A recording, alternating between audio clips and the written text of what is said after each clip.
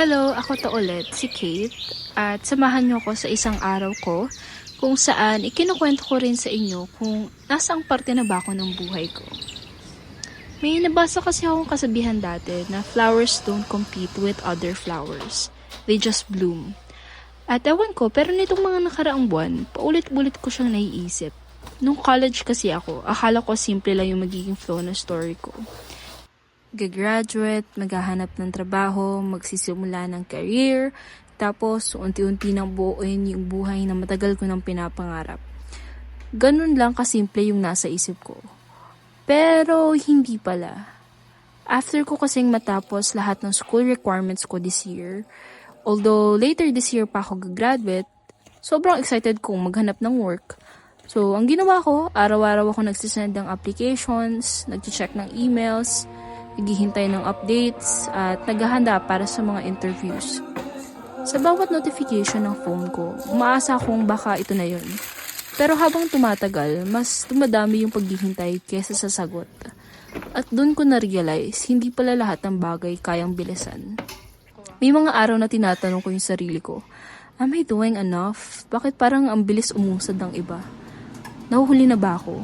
At siguro tulad ng marami sa atin, umabot din ako sa point na kinumpara ko yung timeline ko sa timeline ng ibang tao. Pero habang ginagawa ko yun, nakalimutan ako. Ang bulaklak, hindi nagmamadaling mamukadkat. Ang puno, hindi nagmamadaling lumaki.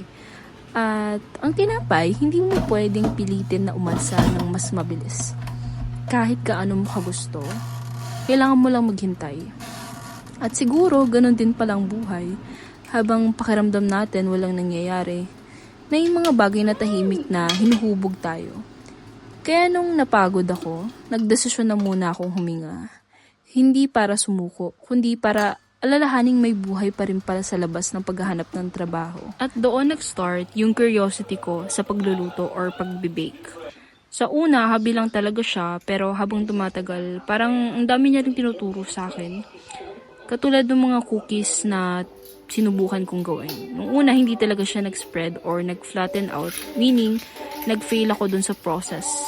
May mga tinapay na hindi umalsa, at may mga recipe na kahit sinunod ko naman ng tama, hindi pa rin naging okay yung result. Pero hindi ko naman tinigil. Sinubukan ko lang ulit. Hanggang sa unti-unti, gumaganda rin at dun ko naisip, baka ganun din ako. Hindi pa lang siguro ito yung tamang timing. Hindi ibig sabihin na wala nang nangyayari. Habang nagbe-bake ako, nagluluto, naisipan ko ring mag-vlog. At alam mo yung nakakatawa, etong video na pinapanood mo ngayon, matagal na sana itong na-upload. Nung sinimulan ko siyang i-edit, ang daming ideas yung pumasok sa utak ko. Lagyan ko kaya ng ganito, baka mas okay kung ganito yung edit, hindi pa sapat, gusto ko kasi mas aesthetic, mas calming, hanggang sa wala na akong natapos. Naiwan lang siya sa drafts ng halos 1 linggo. At doon ko talaga na-realize, perfection kills progress. Minsan hindi tayo natitigil dahil hindi tayo magaling. Natitigil tayo kasi gusto nating maging perpekto agad. Pero paano kung hindi naman pala perfection ang hinihingi ng buhay? Paano kung ang kailangan lang ay magsimula? Kahit hindi pa perfect. Hanggang ngayon, hindi ko pa rin alam kung saan ako dadalhin ng journey na to. Hindi ko pa rin alam kung ano talaga yung trabaho na para sa akin. At minsan, tinatanong ko pa rin yung sarili ko kung ano ba talaga yung purpose ko. Pero siguro, hindi naman kailangan alam na natin agad ang buong kwento. Baka sapat nang malaman kung ano yung susunod na hakbang. At magtiwala na habang patuloy tayong gumagalaw, unti-unti ring lilinaw ang direksyon. Kaya kung ikaw rin yung tipong feeling mo nahuhuli ka na, sana maalala mo rin yung kasabihang yun. Flowers don't compete with other flowers. They just bloom.